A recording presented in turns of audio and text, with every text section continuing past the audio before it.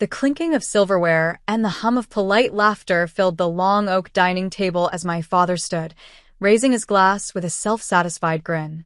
"Tonight," he began, voice booming with pride, "we celebrate our real daughter, the successful one. Before we begin, drop a comment and tell us where are you from and from which city you're watching our videos? And after watching the whole video, don't forget to tell us what would you do in this situation? Be honest, tell me in the comments below. We read every comment. Let's begin." The room erupted in applause. My mother dabbed her eyes with a napkin, pretending to be emotional. My sister, Emily, gave a modest little smile, basking in the glow of their approval. I sat at the far end, silent, the weight of his words cutting sharper than the crystal knives on the table. "Dad," Emily said, laughing softly, "you don't have to say that." He smirked. "Oh, I do. The world needs to know the difference between ambition and, well, wasted potential." His eyes slid toward me like daggers. Everyone followed his gaze. I could feel the heat of it on my skin, the unspoken judgment, the failure, the disappointment, the one who married below her worth. My husband, Ryan, sat beside me, calm, composed, his hand resting lightly on my knee beneath the table. His tailored suit didn't scream wealth, but his confidence carried a quiet kind of authority that no one in that room recognized yet. Emily leaned forward. "You're still, what is it you do again?" "Freelancing." A few stifled laughs followed. I forced a smile. "Something like that." She nodded, smug. "Well, we can't all be vice presidents of Parker and Holt, right?" My father chuckled, tapping her glass. "Exactly. You've made this family proud, Emily. You've earned your place." My mother looked at me for a moment, then quickly looked away. That glance, pity mixed with embarrassment, was worse than words. Ryan leaned in, his voice low, calm, dangerous. "You sure you want to sit through this?" I met his eyes and smiled faintly. "Oh, I want to see how far they'll go." The waiter arrived with champagne. Dad lifted his glass again. "To Emily," he declared, "and to the company that made her who she is." Everyone cheered. Except Ryan. Except me. The sound of laughter swirled around like static, dull, meaningless. I could feel the bitterness rising in my chest, the memories flashing back, years of being compared, dismissed, replaced. I'd been the daughter who painted her dreams, who failed once and was never forgiven for it. Emily had always been the golden child. Perfect hair, perfect job, perfect parents' pride. But perfection has a shelf life. Ryan's hand tightened around mine under the table. His lips brushed my ear, barely a whisper. "Time to tell them we bought their company." For a second, I froze. The room blurred. Forks clinked. My father laughed at something Emily said about corporate success. Then I turned to him, my voice steady, almost sweet. "Dad." He looked at me mid-sip. Funny thing about Parker and Holt," I said. "It changed ownership last week." The laughter died instantly. He frowned. "What are you talking about?" Ryan leaned forward, resting his forearms on the table. "She's saying we bought it. Every share. Every asset." The air turned heavy. My sister blinked, confusion flickering into disbelief. "You're lying." Ryan smiled slightly. "You'll find out Monday morning at your board meeting. We'll be there." My father's glass hit the table with a thud. "You what?" I sat back, my pulse calm now. "You said you were proud of your real daughter. You should be careful who you call real, Dad. Turns out, the one you overlooked just signed your paycheck." The silence that followed wasn't just awkward, it was poetic. Ryan reached for his champagne, his tone casual. To family, no one lifted their glass. But for the first time in my life, I didn't need them to. The next morning, the echo of last night's silence still clung to me like smoke. My phone buzzed nonstop, missed calls from my father, a few unread texts from my sister. Ryan glanced over his coffee mug, expression unreadable. "They'll come," he said quietly. "People like that always do. Pride doesn't let them stay quiet." Right on cue, the front gate camera chimed. My father's black SUV rolled up the driveway, followed by Emily's sleek white coupe. I could already imagine the storm that was about to walk through our front door. Ryan didn't flinch. He simply adjusted his tie, calm and deliberate, as if this was just another business meeting. The doorbell rang once, hard. When I opened the door, my father stood there, red-faced, clutching a stack of papers. "You think this is funny?" he barked. "You walk into my home, humiliate me in front of everyone, and now you're spreading lies?" "Lies?" I asked, stepping aside. "Come in. Let's discuss it calmly." Emily brushed past me, her perfume sharp and expensive. "Dad, don't waste your time. There's no way they bought Parker and Holt. The board would have told me." Ryan leaned against the counter, unbothered. "Actually, they did. Check your email." She scoffed but pulled out her phone anyway. The moment her eyes scanned the screen, the color drained from her face. The subject line read, "Ownership Transfer Notice, Parker and Holt Enterprises." Her voice cracked. This can't be real." "It's very real," Ryan said smoothly. "The previous chairman was retiring. We offered a buyout he couldn't refuse. You'd be surprised how many doors open when you treat people decently." My father turned to me, voice shaking with fury. "You planned this behind my back." I met his gaze.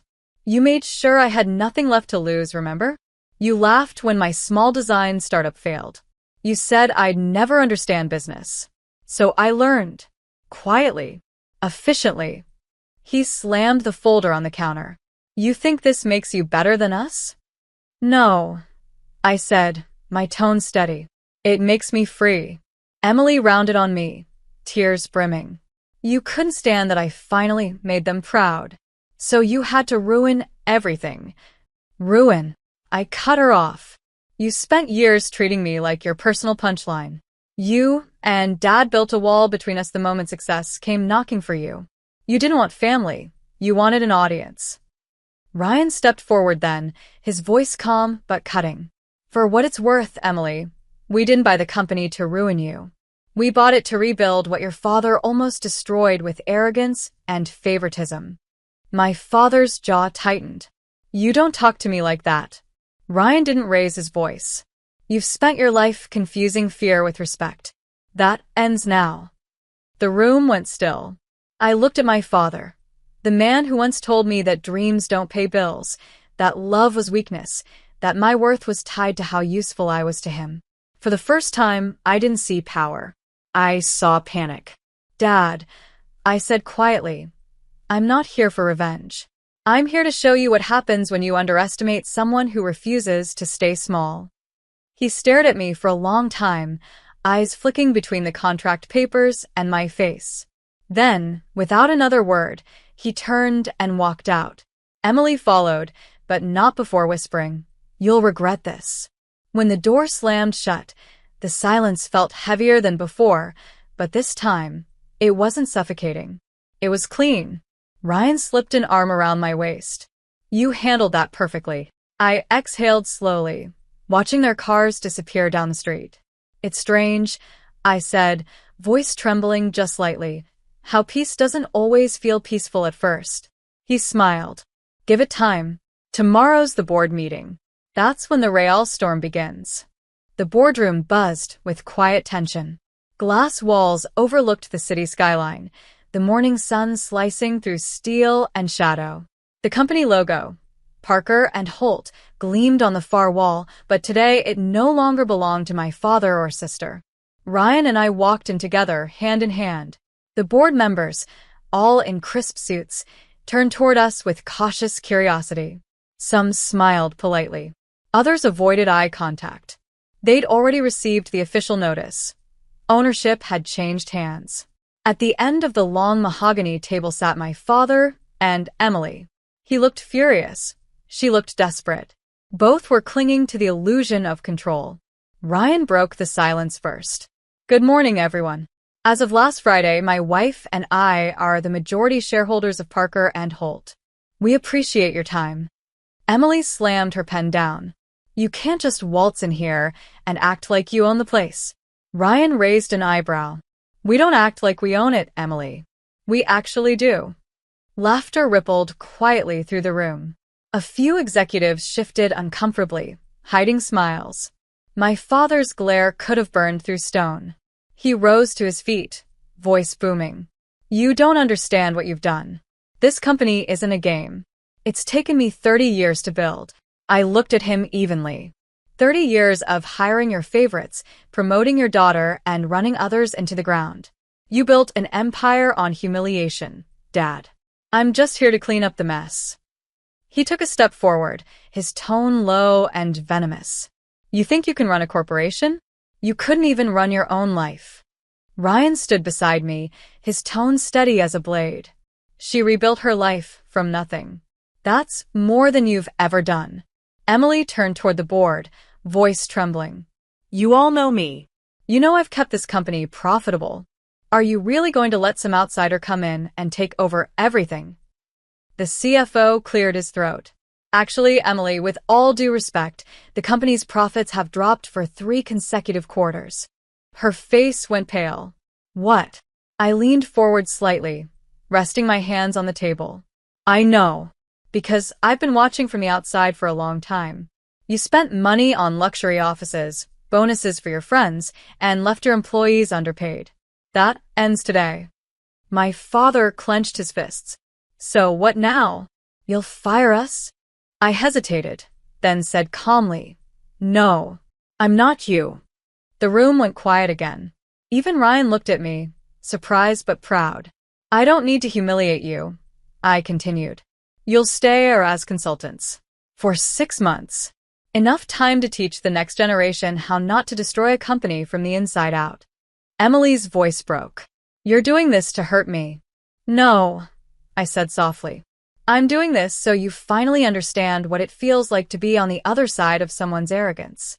My father sank slowly back into his chair, silent now. The weight of what he'd lost seemed to crash down all at once. Ryan addressed the board again, calm and composed. Effective immediately, there will be a restructuring plan.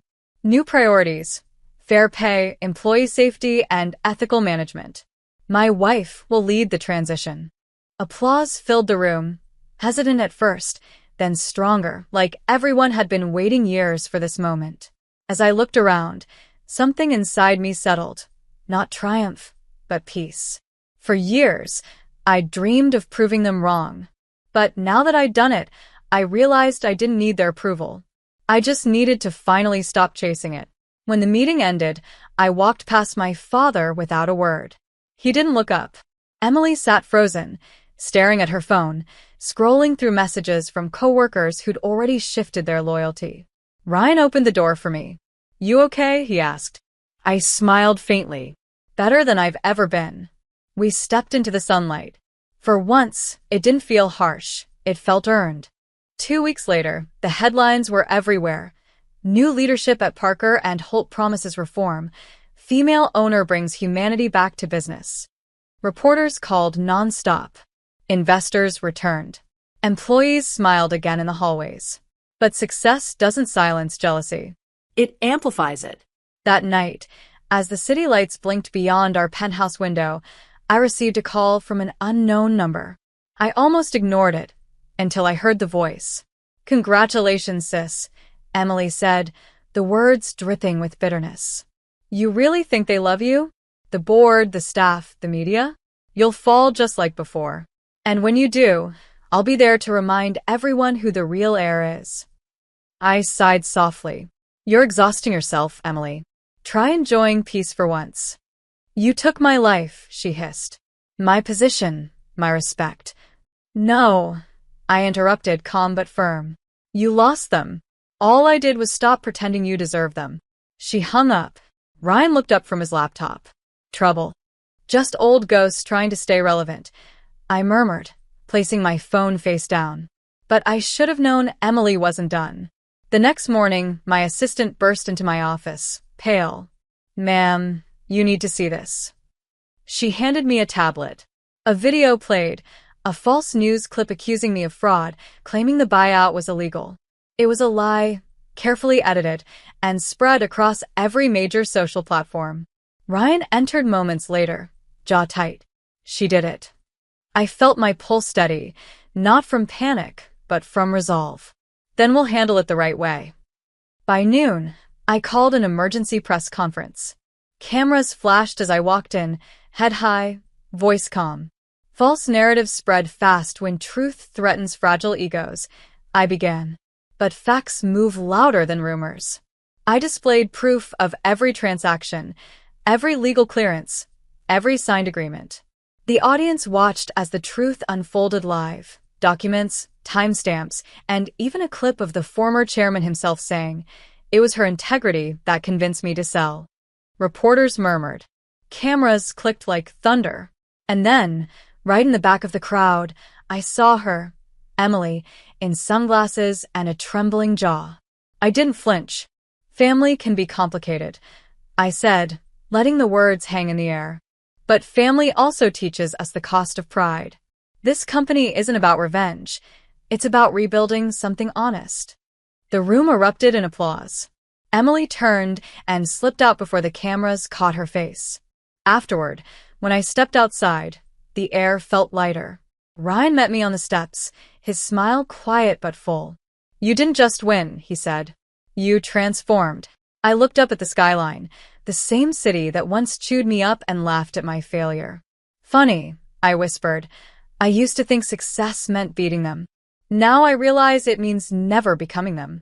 That evening, as we sat on the balcony, Ryan handed me a small velvet box. Inside wasn't jewelry, it was a key. "A new building," he said. "For your own company. One that carries your name. You've earned that." My chest tightened. Not from pride, but from something softer. "And what about Parker and Holt?" He smiled. "You saved it. Now, let it stand on its own. You don't need their shadow anymore." For a long moment, I looked out over the city, 1,000 windows glowing against the night.